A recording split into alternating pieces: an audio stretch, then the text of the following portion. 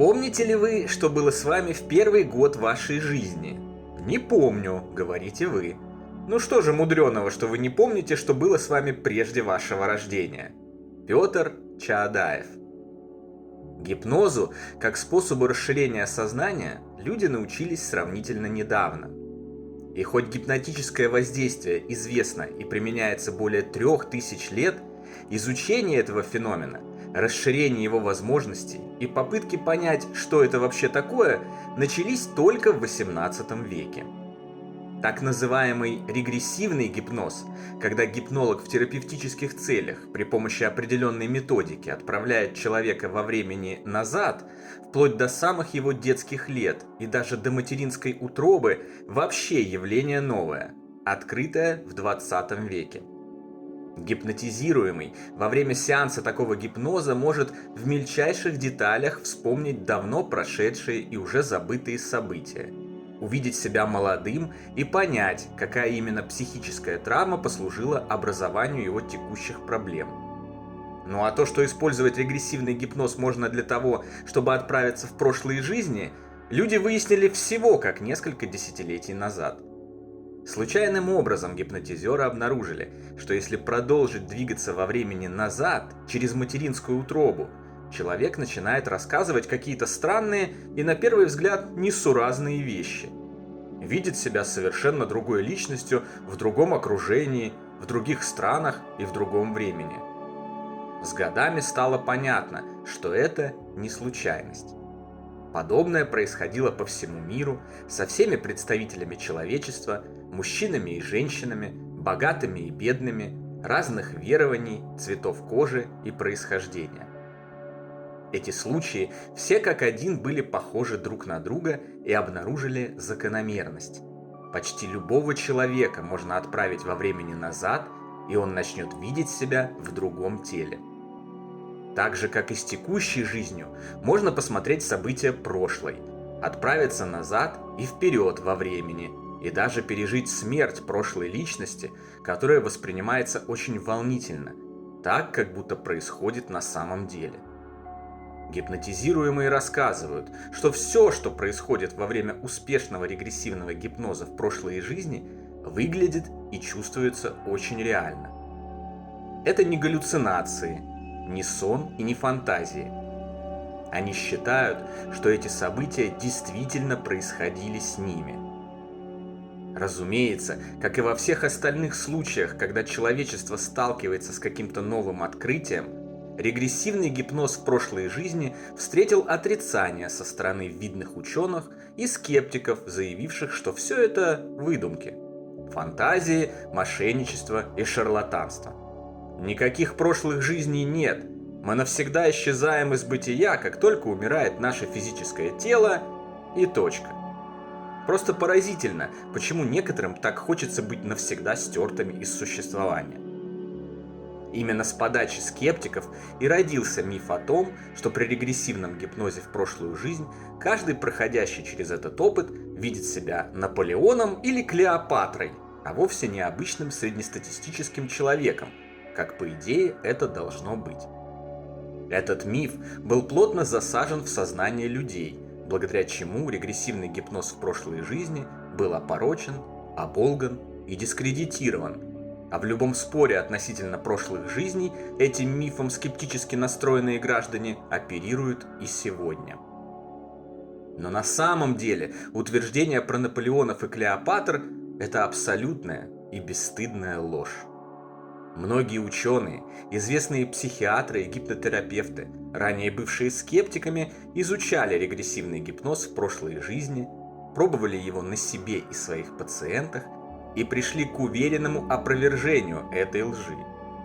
Среди них канадско-американский биохимик и психиатр профессор Ян Стивенсон, всю свою жизнь посвятивший исследованию реинкарнации или перевоплощения. Доктор медицины Реймонд Моуди, пионер в области изучения околосмертных переживаний, и доктор Майкл Ньютон, занимавшийся регрессивным гипнозом на протяжении 50 лет. Именно Ньютон своей масштабной деятельностью на протяжении тысяч сеансов не только подтвердил ранее имевшиеся данные о том, что абсолютное большинство пациентов, отправляемых в прошлые жизни, видят себя вовсе не царями и не правителями, а простыми рабочими, крестьянами, солдатами и прочими обычными людьми, но и сделал потрясающее открытие о том, куда и какими дорогами уходит наша душа после смерти физического тела. Выяснилось и было доказано, что практически все пациенты во время сеансов регрессивного гипноза в прошлой жизни обнаруживают себя простыми людьми, коих большинство на нашей планете. Более того, когда они подходят к черте своей прошлой жизни, выясняется, что умирают они не героической, красивой и прекрасной смертью, как в кино, а чаще всего самой неприглядной, в невыносимых условиях и страданиях. Очень похоже на нашу реальность, не правда ли? И очень не похоже на фантазии, о которых так любят говорить скептики. Так как фантазируя, любой человек пытается воплотить самые красивые представления о своей жизни, и тем более смерти. Будь все это фантазиями, люди бы действительно видели, как живут царями, а умирают верхом на коне, героически спасая всю планету. Каждый финал регрессивного гипноза выглядел бы как сцена гибели Брюса Уиллиса в фильме «Армагеддон». Но это не так. Ознакомившись с протоколами регрессивного гипноза пациентов из разных стран и времен, в основном мы увидим бедность, нищету, проживание в самых неблагоприятных районах грязных и вонючих городов, тяжелый и неблагодарный труд, участие в войнах, революциях, гибель на штыках, под колесами машин, от рук бандитов, из-за мучительных болезней и самоубийств. Мой лучший друг и бывший сослуживец Сергей, человек, которого я горжусь называть своим наставником, настолько далеко по сравнению со мной он ушел в своем духовном развитии, интересовался регрессивным гипнозом. Изучив техники, позволяющие отправить человека в прошлую жизнь, он попробовал этот опыт на своем приятеле, обычном человеке, рокере и продавце в андеграундном музыкальном магазине, у которого до тех пор не было никаких представлений о прошлых жизнях и продолжении жизни после смерти физического тела. Во время сеанса нынешний рокер оказался в прошлой жизни и обнаружил себя солдатом, прошедшим через всю Великую Отечественную войну. Он дошел до Берлина, выжил, отметил победу и отправился в гражданскую жизнь. В гражданской жизни, ввиду полученных на войне физических и психических травм, он быстро пристрастился к бутылке и через некоторое время оказался на смертном одре. Умирая, он видел себя в очень плохом состоянии, от всего уставшим, лысым, беззубым и страдающим. Он видел, что вокруг него собрались его дети, внуки и другие родственники, переживающие и горюющие из-за его неминуемого ухода. Когда мой друг спросил его: «Что ты чувствуешь?», он ответил: «Как же они меня все Хочу побыстрее сдохнуть». Совсем не похоже на радужные фантазии, правда же? В своих исследованиях доктор Ньютон обнаружил, что некоторые психические и физические проблемы, влияющие на текущую жизнь пациентов, возникли вовсе не в их детстве, а в одной из прошлых жизней. Работа с этими причинами из прошлых жизней помогала победить проблемы как пациентам Ньютона, так и клиентам многих других психиатров, гипнотерапевтов по всему миру. Так, например, у одной женщины десятилетиями постоянно болела голова.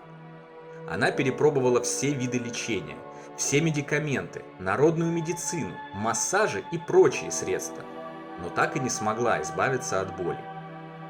Последним средством для нее стал регрессивный гипноз в прошлую жизнь.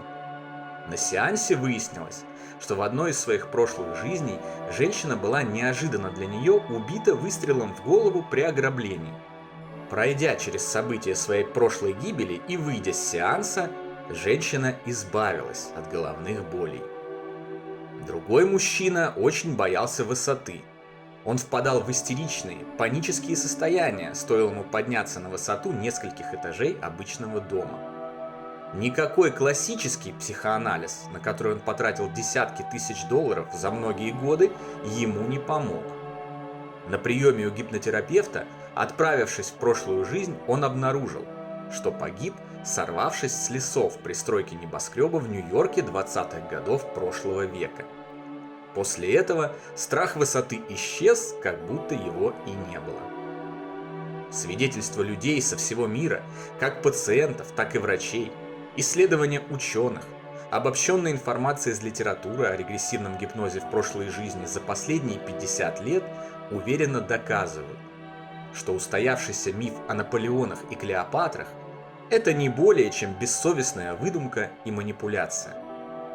Феномен просмотра прошлых жизней определенно существует и прибавляет веса совокупности доказательств факта продолжения нашей жизни после смерти бренного физического тела.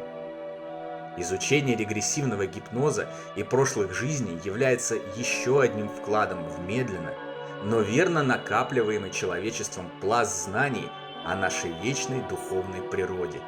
Знаний, которые рано или поздно спасут и освободят наш вид от страхов, жестокости, войн и агрессии и приведут к тому, что на земле воцарятся любовь, добро, прощение и принятие.